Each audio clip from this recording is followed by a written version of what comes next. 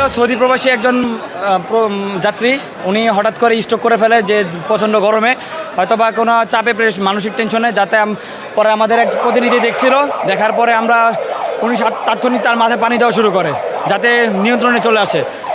পরক্ষণে আমাদের ইনচার্জ মিফতি সাহেব উনি আসার পরে এটা তত্ত্বাবধানে নিয়ে তারপর আমাদের সবার সহযোগিতা মিলে তারপর তাকে গাড়িতে হস্তান্তর করা হয় এবং পরক্ষণে তাকে মেডিকেল পাঠানো হয়। উনি হঠাৎ করে স্ট্রোক করছে, আমরা তো ভিতরে ডিউটিতে ছিলাম, তো একজন আমাদের ইনফর্ম করলো যে এইখানে একজন হয়তো হঠাৎ করে অসুস্থ হয়ে পড়ছে, তো উনি মেবি আপনার মাইনার স্ট্রোক করছে।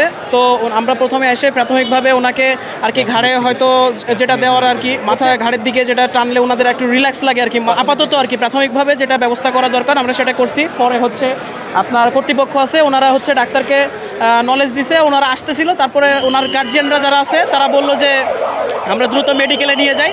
এজন্য আমরা সেফ এক্সিট দিয়ে ওনাদের গাড়ি ছিল, গাড়িতে এক্সিট করে দিছি, ওনারা ওনাদের নিয়ে চলে গেছে, মানে ইমার্জেন্সিতে মেডিকেলে চলে গেছে।